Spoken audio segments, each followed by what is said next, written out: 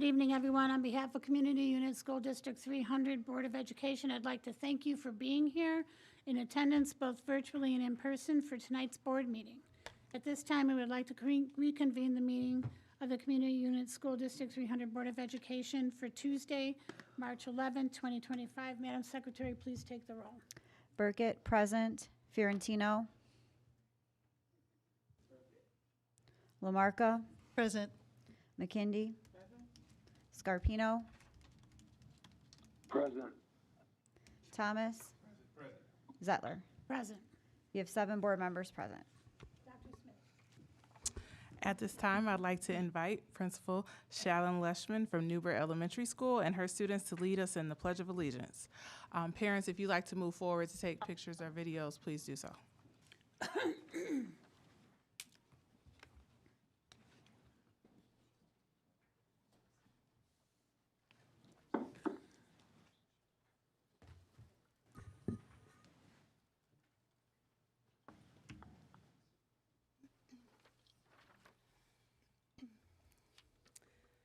Good evening, District 300 board members, Superintendent Smith, and District 300 community members.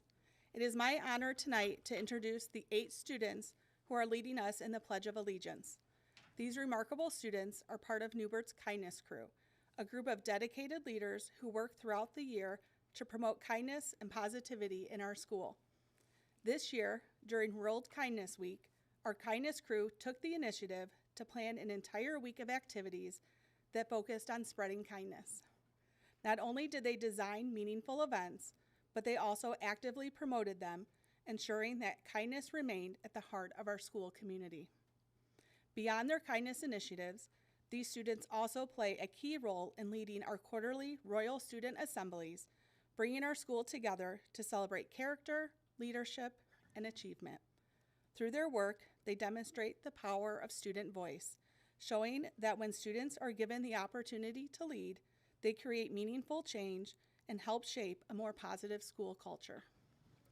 We are incredibly proud of their dedication, leadership, and positive impact they make every day. Please join me in thanking and recognizing our Kindness Crew for their commitment to make our school a place for all. I would like to introduce our Kindness Crew members: Mackenzie Reed, Olivia Garza, Sage Oliver, Easton Hannon, Parker Schluter, Caden Blackwell, Amber Hannon, and Ezra Q. Rubin. Thank you for leading us tonight and for the kindness you bring to our school each and every day. At this time, I ask all audience members to stand, and I ask all students to turn and face the flag to lead us in tonight's pledge. I pledge allegiance to the flag of the United States of America, and to the republic for which it stands, one nation, under God, indivisible, with liberty and justice for all.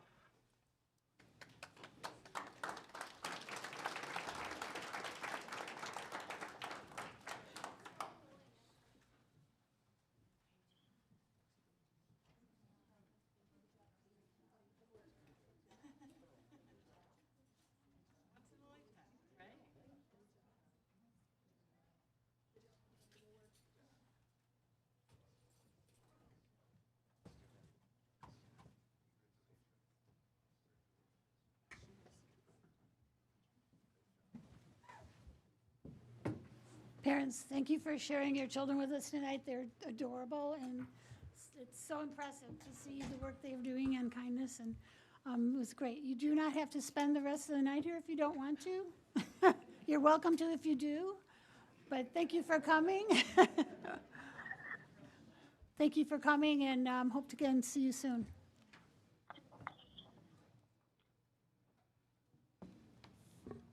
Okay. Oh, sorry, not my turn yet. Item 5, approval of the agenda. There have been no changes to the agenda. May I have a motion to approve the agenda? So moved. May I have a second? Madam Secretary, would you please take the roll? Lamarca. Aye. McKindy. Zettler. Aye. Burkett, aye. Thomas. Fiorentino. Aye. Scarpino. Aye. Motion passes 7-0. Now it's time for recognition. For tonight's student recognition, I'd like to welcome Carrie Curry, the district coordinator for middle school spelling bee, to the podium. She's with Ms. Gowdy. She will introduce the student spelling bee winners.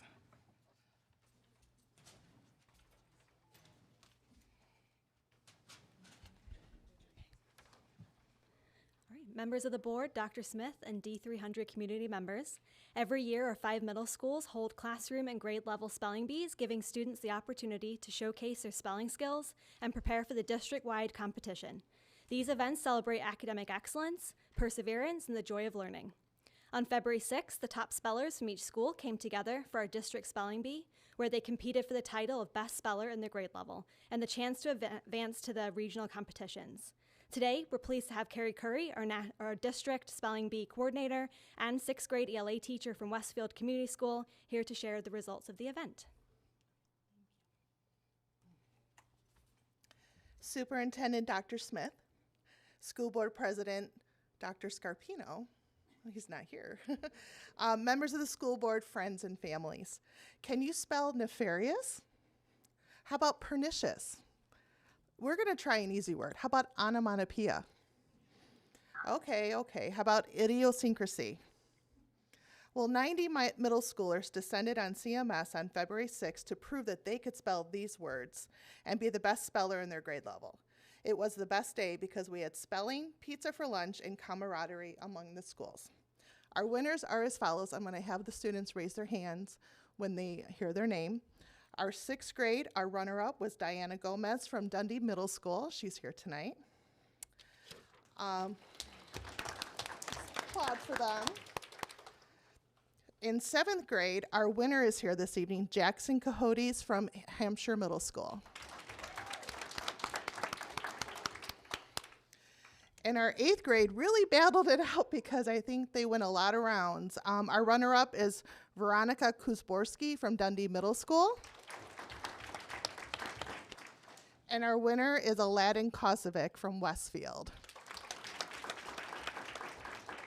And on a side note, Aladdin was also a winner for 7th grade last year. So we also had representatives for the Kane County and McHenry County Bee, which is our precursor for the National Script Spelling Bee.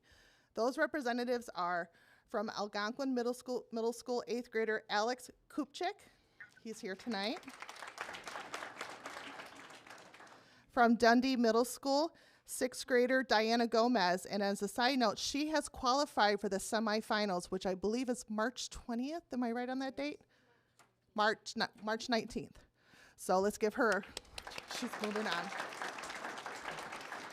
And if she wins there, she goes to National Script Spelling Bee in May. So I would like to thank Matthew Langdon, principal of Carpentersville Middle School, and his staff for welcoming us to his building. Thank you also to Molly Hausworth from Central Office for her support in organizing the logistics. Finally, thank you to the middle school building spelling bee coordinators, Jamie Vodvarka from AMS, Andrea Meir from CMS, she's over there, Amanda Hurley from DMS, Heather Picotti from HMS, who helped the various levels of spelling bees run smoothly. Thank you, everyone.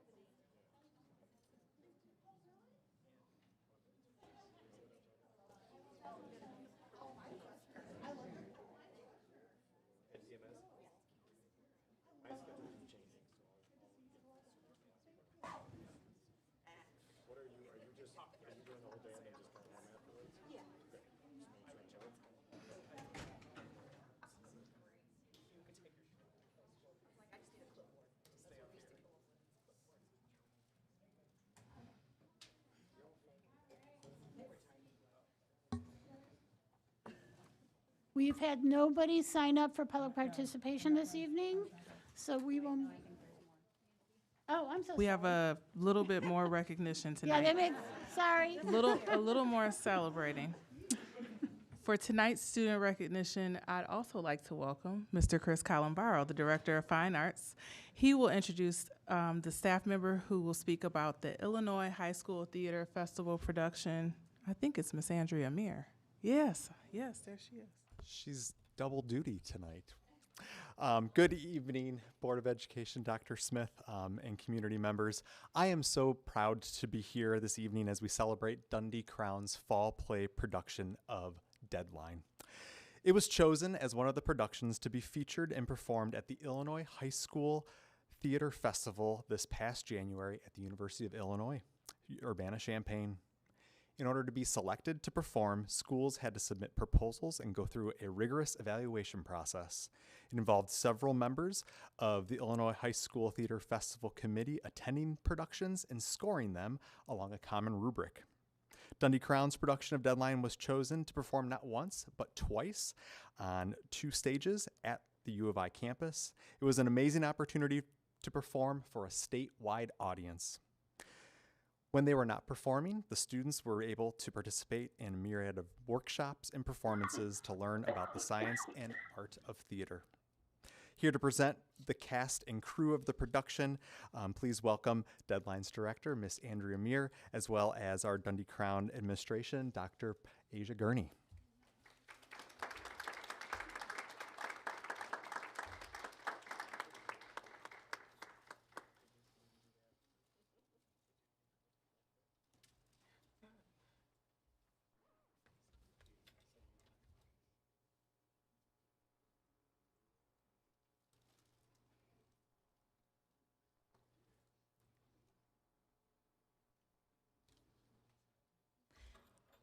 Good evening, Dr. Smith, board members.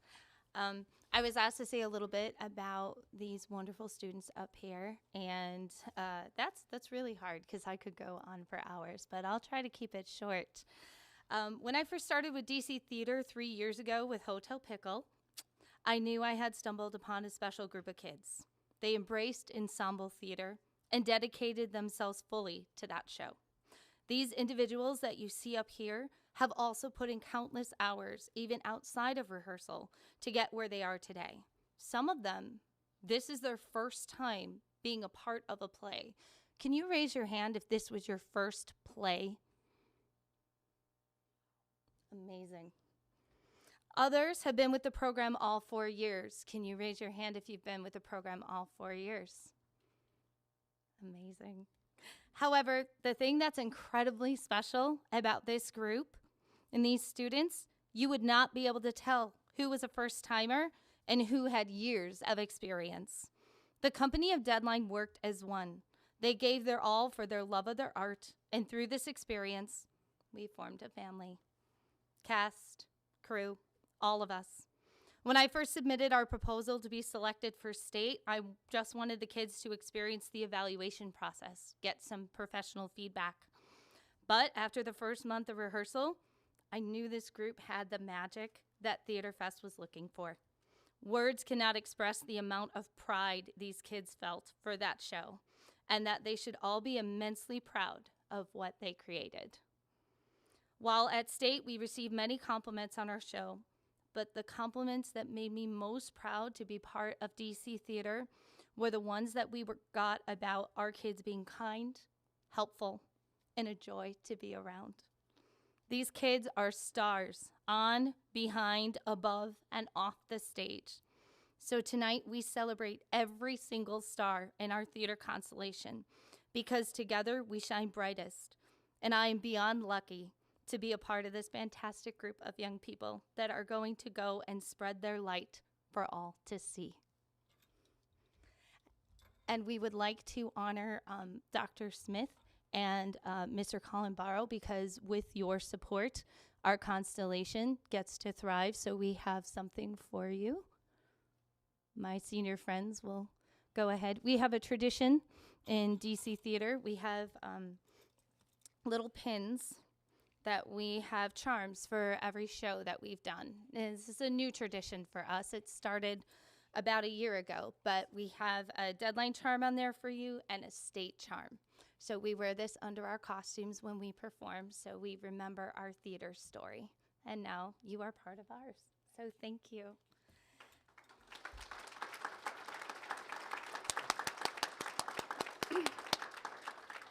I'm going to take a quick moment to read everybody's name who is up there. Just give a quick wave. John Arnold, Mackenzie Bending, Julia Bozgush, Sophia Brysack, Bella Cardenas, Jesse Castro Martinek, Nathan Cortez, Brandon Cruz, Delia Dormreese, Samantha Sam Angus, Evan Forkey, Paulina Gavron. Oh, actually, she had to leave, but said her anyway. Lisa Hahn, Josiah Hatcher, Eliza Janish, Will Krakowski, Maya Livermore, R.C., Tori McFagan, Ella Mock, Emmett O'Callahan, Ashley Oliveros, Anthony Osario, Byron Poot Ibarra, Dominic Roman, Joy Roman, Zeke Roman, Lucas Salgado, and Isa Trejo. Without all of you and the others that could not be here tonight, we would not be here, so thank you.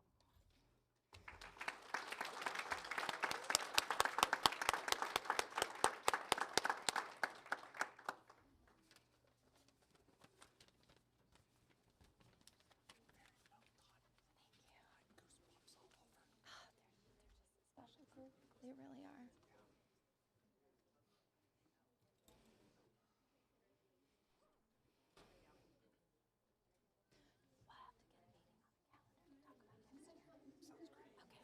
I will be emailing you. Quick picture of them.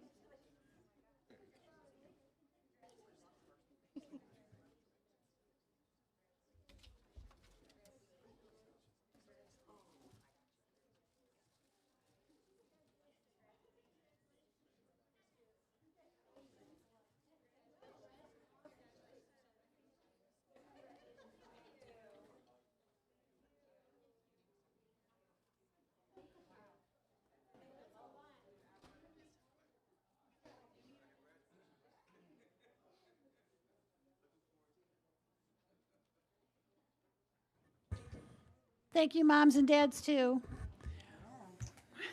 Great job, great kids. And with staff recognition, we are celebrating Public Procurement Month. March is Public Procurement Month, and I would like to take this opportunity to recognize the invaluable contributions of our District 300 Purchasing Department. Our purchasing professionals play a critical role in ensuring our schools are equipped with the resources needed to support both students and staff. Their attention to detail and commitment to transparency contribute to our district's success. Thank you to our purchasing team. Your efficiency and hard work are truly appreciated.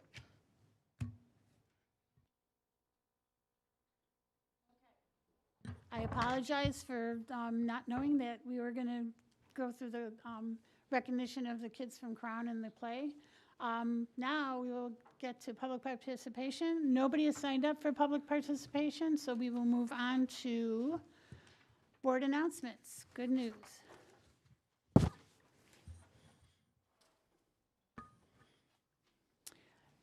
Parents and guardians invited to take 5 essential surveys.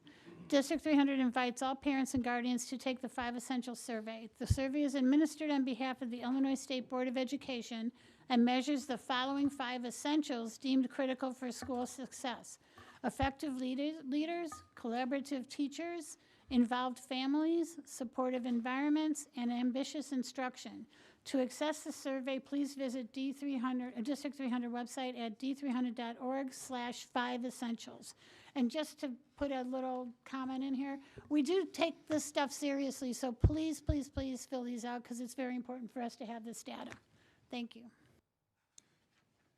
District 300 celebrates Black History Month. District 300 hosted a Black History Month celebration last month. The event included a panel discussion with local Black leaders.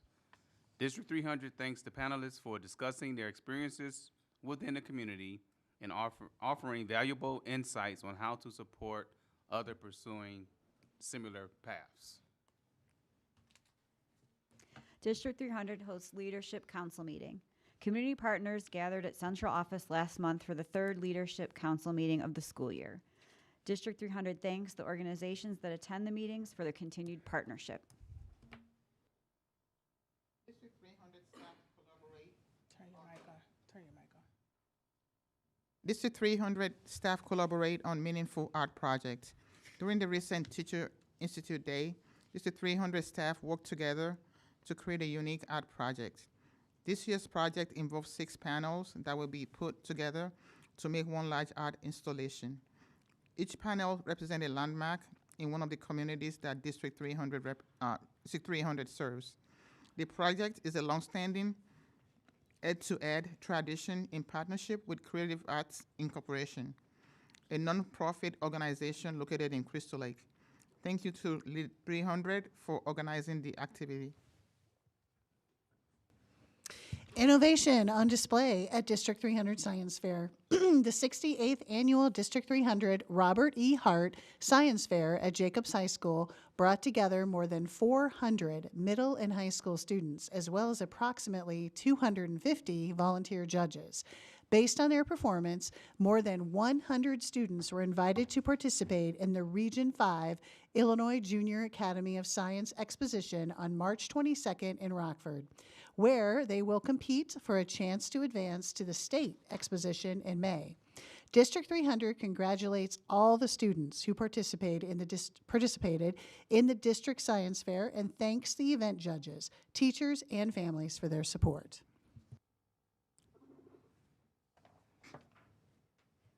Okay, back to Dr. Smith. Okay, for the superintendent's report tonight, we're going to start off with the update of the strategic plan. If I could have Mark Wetzel, Deputy Superintendent, and Patty Schmidt, Executive Director of School Improvement and Accountability, join at the podium. I'm going to kick us off, and then I'll turn it over to them. As you can see here, we have our 5 goals. So just to recalibrate us back to those overarching goals. Board members, good evening again, and welcome to this update of our strategic plan. Tonight specifically, we'll be talking about goals 1, 2, and 4, but I want to give you just a little refresher. Goal 1 is focused on developing the whole child. Goal 2, ensuring individual student growth and achievement with a focus on math, reading, and college and career readiness. Goal 3 addresses the recruitment, development, and retention of great staff. Goal 4 is dedicated to engaging all stakeholders through enhancing community engagement, improved messaging, and a refreshed website. And Goal 5 ensures that we use district resources equitably and efficiently at this current moment through our master facility plan. Like I said, tonight we're going to dive into goals 1, 2, and 4, and at a future meeting we will share a goal update on hiring, recruitment, development, and retention of great staff. And you've been receiving ongoing updates about the master facility plan, so we will continue to do that at a future meeting as well. I'll turn it over to Patty Schmidt. Good evening. This slide highlights our targeted improvements in attendance, and we detail the district's progress in chronic absenteeism, comparing data between December 2023 and December 2024. Key initiatives include the work of school attendance teams, transparent documentation processes, and a systematic approach to support through a tiered system. Regular team meetings with building leaders have been critical in enabling continuous improvement in attendance rates across our schools. Moving on to behavior, you can see our progress in reducing and managing behavior events over time. One key strategy that was implemented this year was that the entire Goal 1 team set up 1-hour meetings in January with building leaders to collectively review school improvement goal work, specifically in the areas of attendance, behavior, and belonging. One area that was intentionally discussed was the trend of higher office discipline referrals in February for each of the past few years. School leaders were then challenged with being proactive in addressing behavior expectations to prevent high levels of office discipline referrals in February. As a result of their leadership and collaboration with their entire staffs, the schools contributed to a decrease of 771 office discipline referrals during the month of February. We have also seen an increase in the overall implementation of best practices by school MTSSB teams, including improved transparent documentation and dedicated training set aside for building administrators.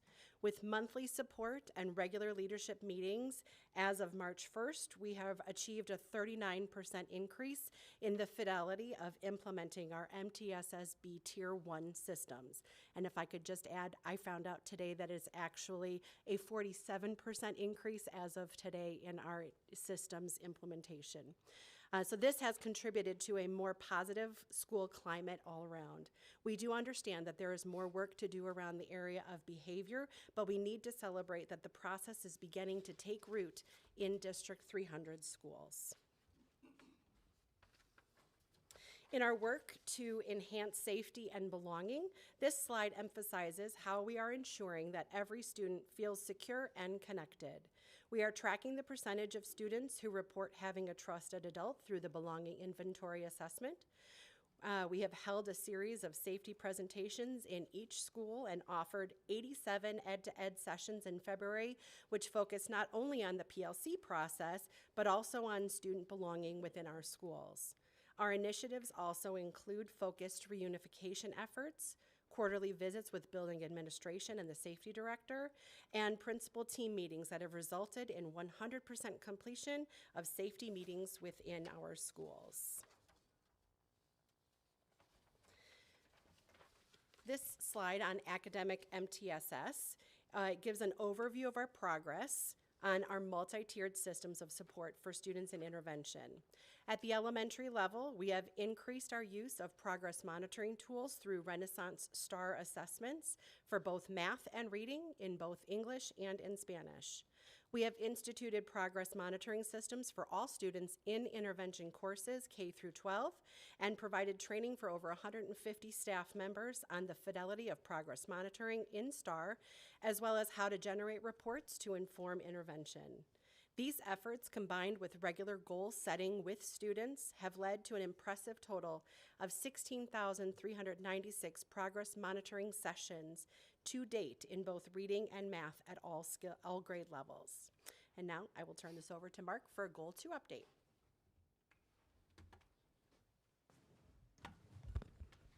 All right, good evening, Board of Education, Dr. Smith, and community members. Turning to our reading initiatives under Goal 2, this slide illustrates our focus on improving literacy outcomes. We've recorded a 14% overall increase on the iReady reading from fall to winter. The gain of student proficiency in phonics has been remarkable for K through 3 in general, with a 22% increase from fall to winter. Our staff have been supported by professional courses through D300 universities and weekly staff updates highlighting the science of reading principles. In addition, quarterly meetings with special education teaching staff have been offered to increase strategies around the science of reading practices. Additionally, teams have devised a careful approach to text selection, ensuring high-quality reading material that meets the diverse needs of our student population. Our mathematics focus has yielded a 16% increase in overall math performance from fall to winter on iReady assessments. We've offered external professional development centered on fluency and neuroscience, with strong emphasis on establishing effective routines. By implementing NCTM teaching practices and unpacking test blueprints, we're providing educators with the tools they need to enhance mathematical understanding and achievement for all students.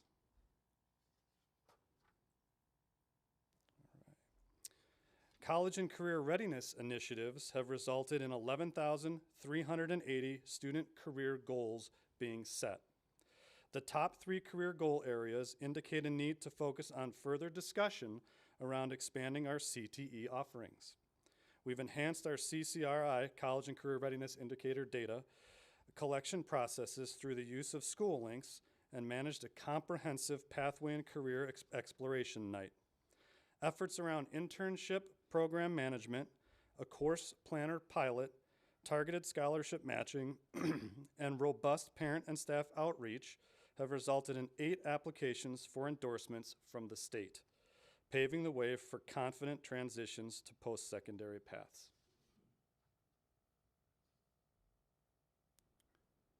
All right. Our professional learning communities are central to Goal 2.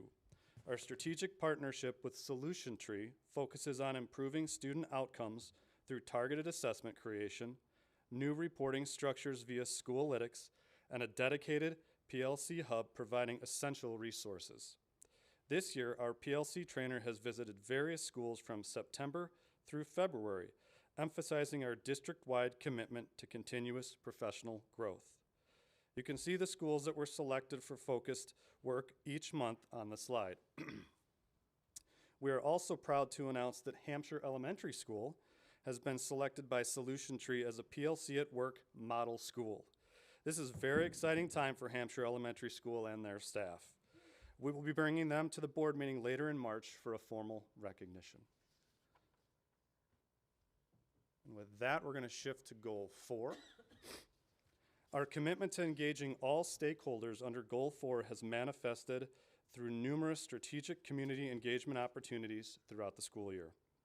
We've proudly hosted the IASB Kishwaukee Division meeting, bringing together educational leaders from across the region to share best practices and build collaborative relationships that strengthen our educational community. Our Leadership Council sessions have provided a forum for diverse voices to contribute to district decision-making, ensuring that multiple perspectives inform our path forward. The faith-based leadership gatherings have been particularly impactful, creating meaningful connections between our schools and religious communities that support many of our families. These partnerships help us better understand and serve the whole child by acknowledging the important role faith communities play in student lives. With 5 comprehensive community engagement meetings completed thus far, we've established regular touch points for two-way communication, allowing us to both share our progress and gather valuable feedback that shapes our ongoing work. These meetings have become a cornerstone of our transparency efforts and demonstrate our commitment to inclusive decision-making that reflects the values and priorities of our entire community. And with that, I'm going to shift back to Patty.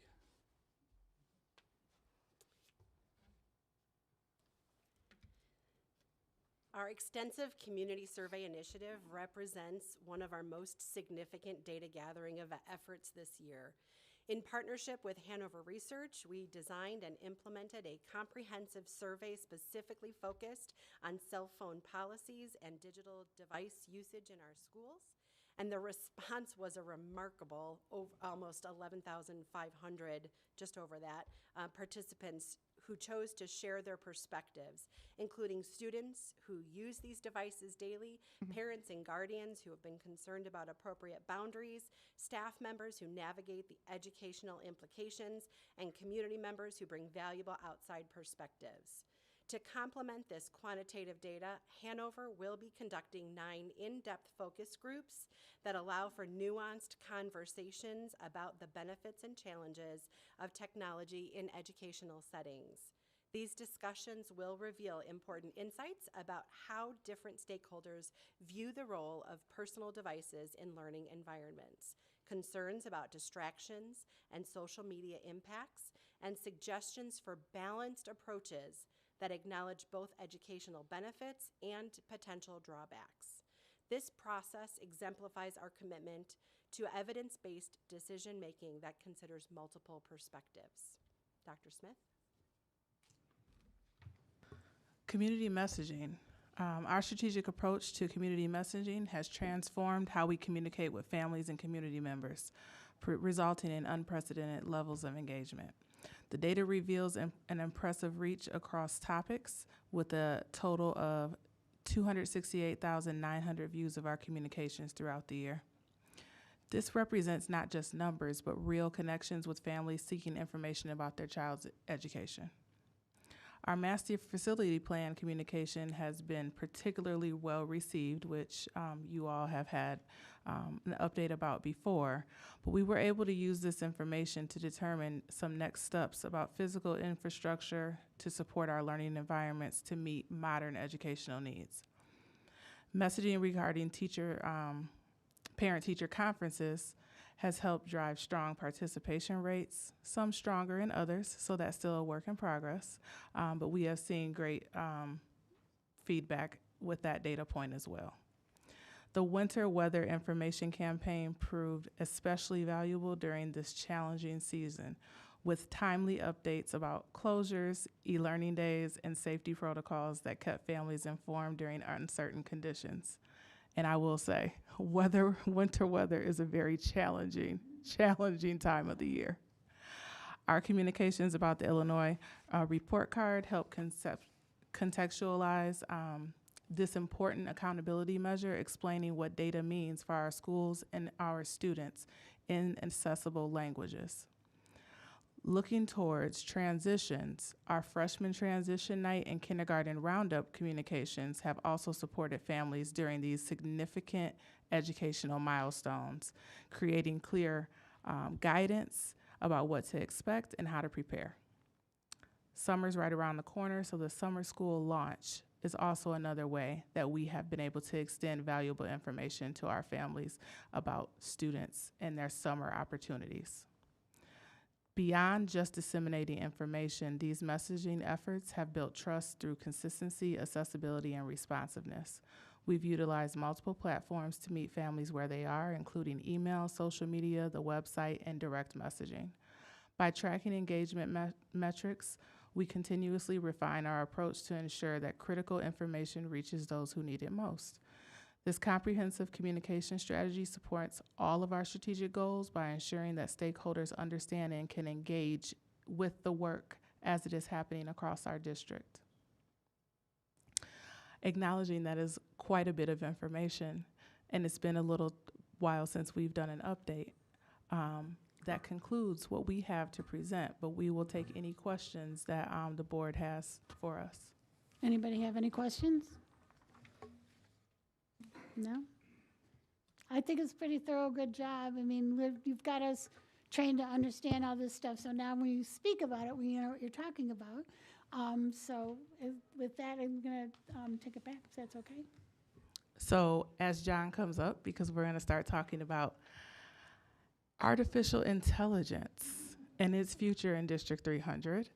I just want to say we have lots of team members in the room tonight. If you guys can wave at the board members that have done all of the work on the ground that we are talking about through their particular action plans to make sure that we continue to progress what is best for our students and making sure we keep that connection with our staff and families. And so I have to make sure I acknowledge the team in the room because they are the ones that are doing the work that help us be able to bring these positive results back to you each quarter. And as always, I have to acknowledge our partnership with all of our unions, but particularly Mr. Williamson in helping us hit those spots that we aren't quite there yet, but we're working on how we can keep progressing forward and supporting our staff.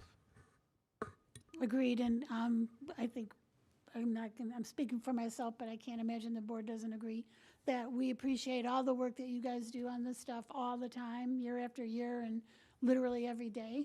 And we obviously could not do it without you, and we appreciate it, and thank you so much. With that, I'll turn it over to John Homo, Chief Technology Officer. All right. Thank you, Dr. Smith and Board of Education. Tonight, I would like to talk about an important topic impacting both technology and education, artificial intelligence. Artificial intelligence is a broad and at times complex subject that can lead to some confusion. During tonight's presentation, my goal is to provide a simple introduction to artificial intelligence, explaining what it is, how it can be used, and how students and staff can engage with it safely and ethically. So what is artificial intelligence, or AI? It refers to a computer system that can perform tasks that previously required human intelligence, like learning, reasoning, and problem solving. So AI uses formulas and patterns to enable computers to accomplish three notable tasks.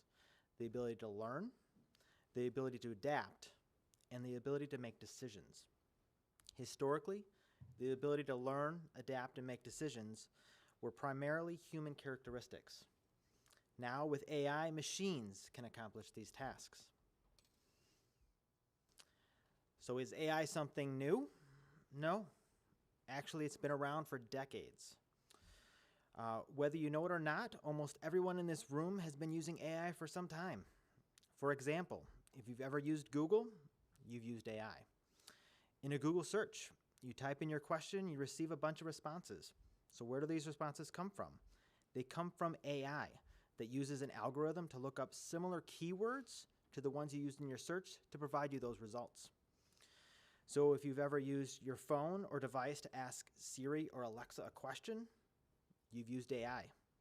Siri and Alexa perform the search for you and give you the top results. Do you want to know the weather today? Ask Alexa. Do you want to know the direction to the nearest Nando's? Ask Siri. Now, think about what happens if you ask Alexa or Siri a complex question, or if you ask Alexa or Siri to create something for you. They might respond, "Sorry, John, I can't help you with that right now." Or they might just give you a list of search results. So until recently, AI has struggled to provide fast responses to complex questions. But this gap is now being addressed by the latest generation of AI. The AI version that hit the scene at the end of 2022 is what we call generative AI. Generative AI is reaching closer to the idea of artificial intelligence you know from the movies like I, Robot or WALL-E, but not as evil. Okay. Now, generative AI utilizes enormous amounts of data to provide results that are unique. It can now create. If you want to create a persuasive email, ask generative AI. Do you need an image of an owl enjoying a book while in Disney World? Ask generative AI. Do you need ideas for what you should eat for the week based on your dietary restrictions and time? Generative AI. Generative AI opens up the door to a whole new world of possibilities and productivity. The impact on education is already occurring. Generative AI can assist teachers in creating lesson plans, drafting emails to parents, differentiating materials to meet the needs of their learners. Generative AI has the potential to assist students in their own learning with things like AI tutors that utilize the Socratic method to guide students to a better understanding of materials and topics without just giving them the answer. There is so much that can be accomplished with a proper understanding of what generative AI can do and what it can't do. Generative AI is not infallible.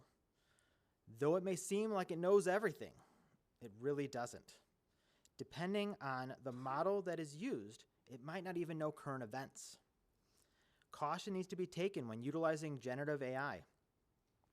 It does not know if the information it's giving you is true or not. It only knows what it was trained. The majority of the time, it'll try to give you a response, even if all of the response is fake. So what does this mean? It means that we have not reached a point where machines can be trusted to complete work with accuracy.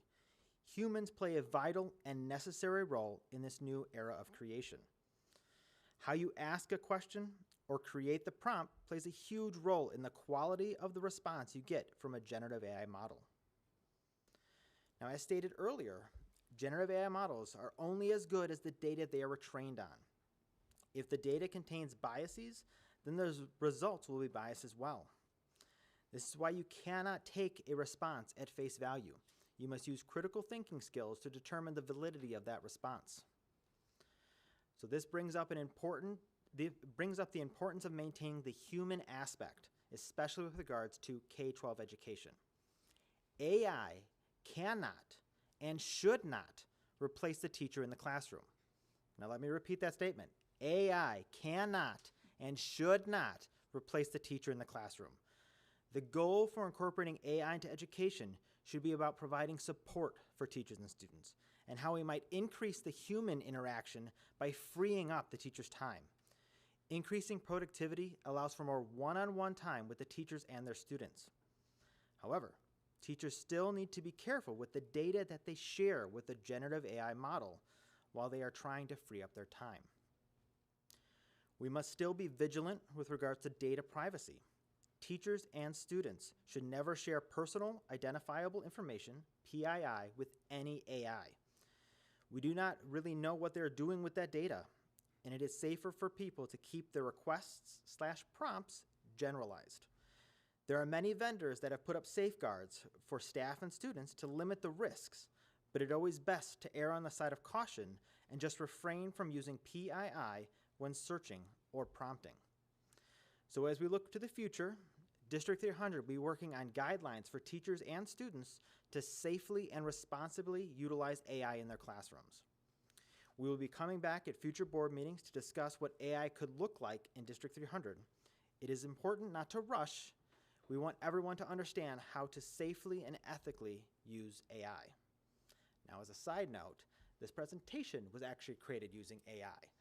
I wrote my script, I threw it into an engine called Gamma, and it created all the slides for me with a couple little prompts, thus saving me time to work on other projects and then be able to present to you tonight. So do we have any questions about AI? Questions, comments? Go ahead, because if you don't, I will. I know what you're going to say. Well, I'm just wondering how do teachers currently, how do they manage AI in the classroom, like with writing? I don't have any students in our schools anymore or at college, and I know how they deal with there, but I'm just wondering, like K through 12, like how do they make sure that these students aren't completely auto-generating their papers now, and how does that work? So it's a complicated process in itself. A lot of them will want to rely on like other generative AI engines that tell you whether it is created by generative AI, but there's a lot of problems with that because they can all be fooled. I have taken some where I've written something and then it said it was false. I've written it and then put it through another engine and then fed it back to the checker and said it was all human created. So you really can't rely on generative AI to tell you whether it is generative AI because a lot of it can be false. So that's where some of these guidelines and policies kind of stuff will come through, is just we're going to try to teach teachers on how to maybe utilize it so it doesn't have so much of an impact, where it's not just that the paper is all AI created and that's it. We need to think about ways in where it doesn't have that big of an impact on the grade and the instructional practice. So right now it's, hey, John, how do I know? And we kind of talk through, well, do you have any other writing samples from the student? How does it sound? Maybe you can look at the activity and the version histories to see if it's a huge chunk of text that was just put into the document. So there are ways of looking and having a one-on-one conversation with the student. You should start off with, giving them the benefit of the doubt that this is their work. Don't just jump to say, that sounds AI created. It has to be that conversation with the students. Anybody else? I mean, I just think it's pretty fascinating. I'm pretty intrigued to see like how we can, leverage what it does, and also make sure that we have guidelines to make sure we're not we're ethically and doing the right thing. So every opportunity I'm getting, I will be attending an AI info class or seminar, just to see what's available out there. It's evolving every day. Yeah. I'm concerned about the amount of misinformation and disinformation that is out there and how much of it is getting into the algorithms that are going to be generating things for not only us, but for our kids. And I honestly, in my opinion, I think at least at this point, I think kids are going to rely on it more and more. And I'm concerned about the ability to develop critical thinking skills because of it. I am not a fan. So, that's why we need to focus on the understanding that it's not always true. It's not always going to give you the right response or the response you're looking for. I've had times where I asked it to do something, I wanted a very detailed list, and it gave me a paragraph. And I said, I asked for a detailed list, and it gave me the paragraph again. And I said, why are you not answering my question? You're right. It actually said, you're right, I'm not answering your question. Here's your detailed list. So it's understanding of how you ask the question, but understanding too that you need to then back that up and review what it responded to you. So maybe can be used as like a first draft of something. It could be used as a learning opportunity for a class. Let's give it a topic and see how true it is. But it showcases to the students that you can't just take it at its face value. You need to really think hard about what it's providing, because it can help in productivity, it can help in brainstorming, it can help in a lot of ways, but you definitely need to take precaution and really think about what it's providing to you. You're an adult. You've been through K-12 and beyond with the old ways.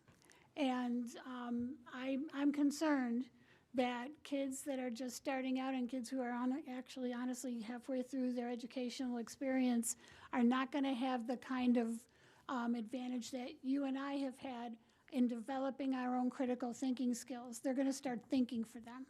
And, I'm very concerned about how we're going to be able to differentiate truth to misinformation and disinformation, especially when everybody's becoming more and more dependent on it.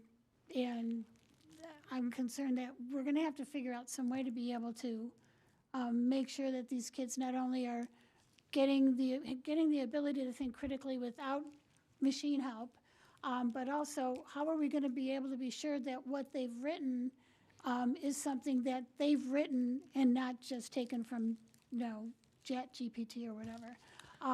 So 100% we're in agreement with that, which is why John wanted to bring this initial conversation forward as we start to develop what our guidance looks like over the long future of this. This is not tomorrow, it's not next month, it's not before the end of the school year.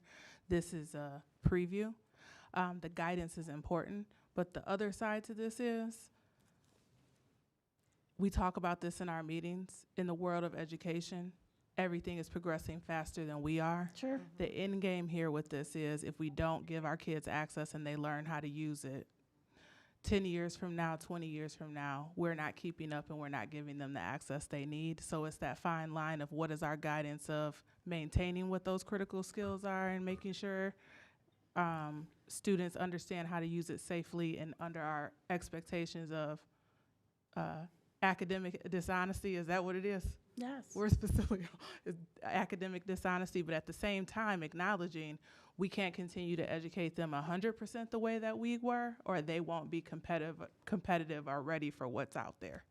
So it's a balance as we go forward. I absolutely understand. Yep. I honestly am concerned that we are behind the 8 ball, behind the trend. In my opinion, we should have already been working on putting policies in place and things like that, and I'm concerned that we are behind the times on that.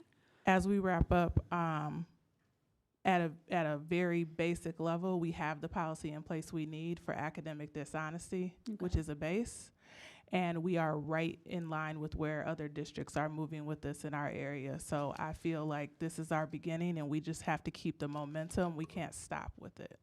No, absolutely not. I agree. Thank you, John. Thank you, John. Can I just add, so do our students have currently, are any of the engines blocked on their Chrome? Correct. We don't offer up any AI engine for students at this time because we don't have a SOPA agreement with them. So we have a student data privacy is my thing.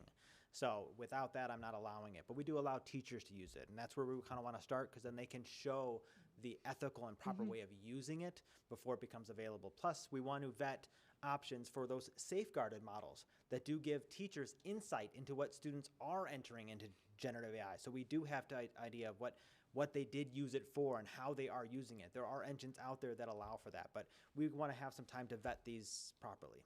Yeah, I look forward to that feedback, because at my work we're testing this as well, and we're finding the same thing that you're finding, where we're putting in samples to try and trick it, and it thinks that AI wrote it and human wrote it. So it is not, it's not perfect yet for being able to detect any of that, and it does bring up a question of well, how do you monitor it then? So I look forward to hearing. I hope we continue to hear more about it, because it is a hot topic and something that we have to pay attention to so that we are using it as responsibly as possible.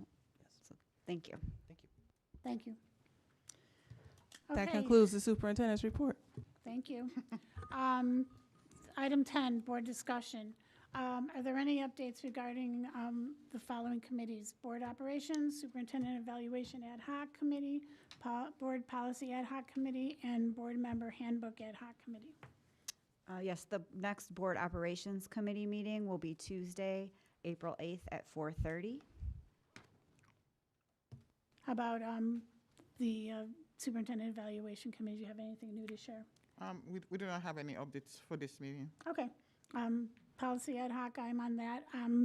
Working, and actually, my work with Leslie on the handbook committee and the policy committee are kind of one and the same, because we're looking at when we're updating the handbook, we're making sure that the handbook is updated with the policy and vice versa. So we have been working on it, and we'll continue to do so. But Leslie, do you want to add something about the handbook? No, I just want to remind my fellow board members that you were provided with the first section that we've rewritten, and we're looking for your feedback and acknowledgement of review by the 17th, which I believe is Monday, right? So just a reminder. Any other discussion on any other topics anybody wants to delve into tonight? All right, thank you. Item 11, items for discussion. I will read each item individually to allow for any discussion as a note to those in attendance, both virtually and in person. Some of these items have been vetted through the Board Operations Committee, which is why there may not be a need for new discussion. And this is our bi-weekly advertisement on you should come to these meetings, and you can see them online also.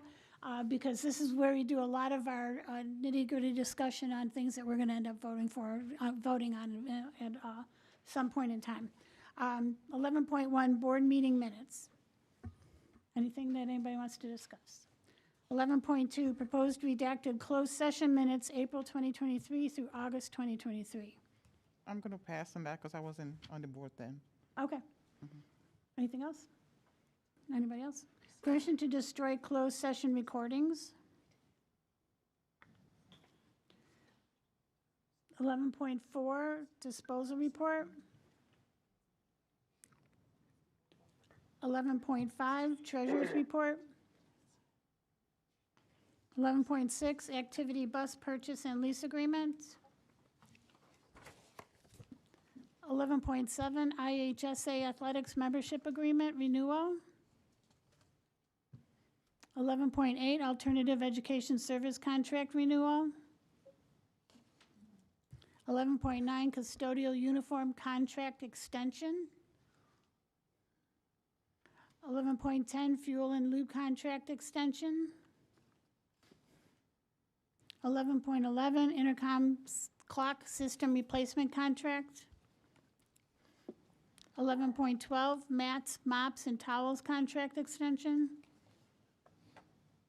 11.13, uniform contract extension. 11.14, student photography contract extension. 11.15, Village of Hampshire intergovernmental agreement. 11.16, Freedom of Information Act report. Moving on to item 12, consent items. Do I have a motion to approve the consent items? Do I have a second? Second. Madam Secretary, would you please take the roll? Thomas? McKindy? Aye. Zettler? Aye. Fiorentino? Aye. Burkett? Aye. Lamarca? Aye. Scarpino? Aye. Motion passes 7-0. Section 13, item 13, roll call action items.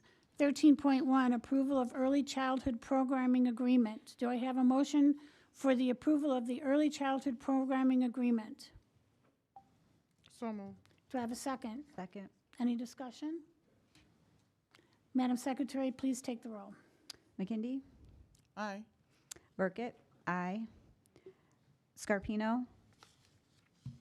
Aye. Zettler? Aye. Lamarca? Aye. Thomas? Fiorentino? Aye. Motion passes 7-0. For the next two items, 13.2 and 13.3, approval of student disciplinary case number 3 and approval of the student disciplinary case number 4. We will be talking about these items in the next closed session, and we'll come back after that to vote on these two items. 13.4, approval of superintendent contract 2025 to 2030. Do I have a motion for the approval of the superintendent contract for 2025 through 2030? So moved. Do I have a second? Any discussion? Madam Secretary, please take the roll. McKindy, Aye. Thomas, Fiorentino, Aye. Lamarca, Aye. Scarpino, Aye. Zettler, Aye. Burkett, aye. Motion passes 7-0. Do I have a motion to go into closed session for the purpose of discussing number 1, the appointment, employment, compensation, discipline, performance, or dismissal of specific employees of the public body, 2C1. Number 2, collective negotiating matters between the public body and its employees or representatives, or the deliberations concerning salary schedules for one or more classes of employees, 2C2.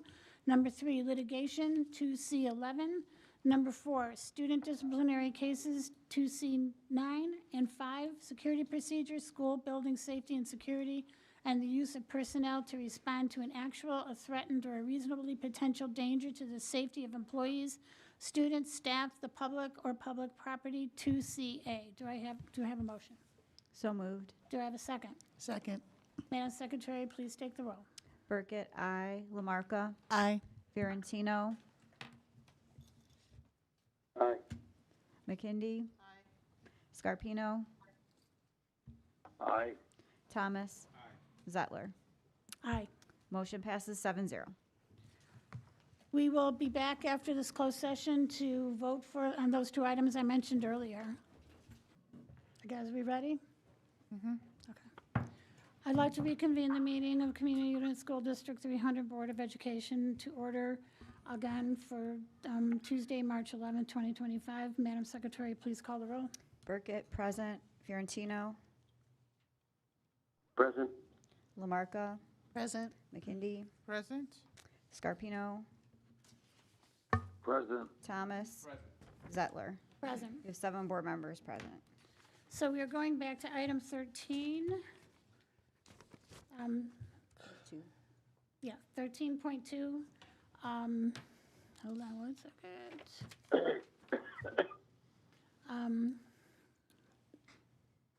Motion to place student number 3 at Oak Ridge School pursuant to the Regional Safe School Program as established by 105 ILCS 1513A of the Illinois School Code for the remainder of the 24-25 school year, the 25-26 school year, and the first semester of the 26-27 school year for violation of Board Policy 7:190, specifically possessing, distributing, purchasing, selling, or offering for sale any illegal drug or controlled substance or cannabis, any inhalant, regardless of whether it contains an illegal drug or controlled substance, any substance inhaled, injected, smoked, consumed, or otherwise ingested or absorbed with the intention of causing a physiological or psychological change in the body, or drug paraphernalia, including devices that can be used to ingest, inhale, or inject cannabis or controlled substances into the body, engaging in any activity on or off campus that interferes with, disrupts, or adversely affects the school environment, school operations,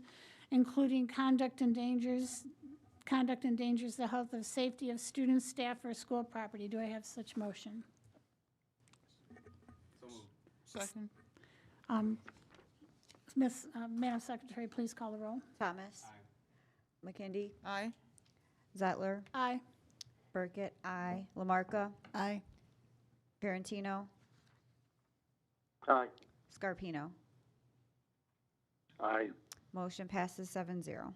Thank you. And 13.3, motion to place student number 4 at Oak Ridge School pursuant to the Regional Safe Schools Program as established by 105 ILCS 513A of the Illinois School Code for the remainder of the 24-25 school year for violation of Board Policy 7:190, specifically arson or fire starting activities, possession of or intention to use items that can be used to start a fire, willful or malicious burning of a school structure, vehicle, or other property, and engaging in any activity on or off campus that interferes with, disrupts, or adversely affects the school environment, school operations, or an educational function, including but not limited to conduct that may reasonably be considered to endanger the health or safety of students, staff, or school property. Do I have such a motion? So moved. Second. Madam Secretary, please call the roll. McKindy? Aye. Burkett, aye. Fiorentino? Aye. Lamarca? Aye. Scarpino? Aye. Thomas? Zettler? Aye. Motion passes 7-0. Do we have any other business we need to take care of? No? Do I have a motion for to adjourn? So moved. Do I have a second? Madam Secretary, please take the roll. McKindy? Aye. Thomas? Zettler? Aye. Scarpino? Aye. Lamarca? Aye. Fiorentino? Aye. Burkett, aye. Motion passes 7-0. We are adjourned. Thank you, everybody. Thank you for waiting, sorry.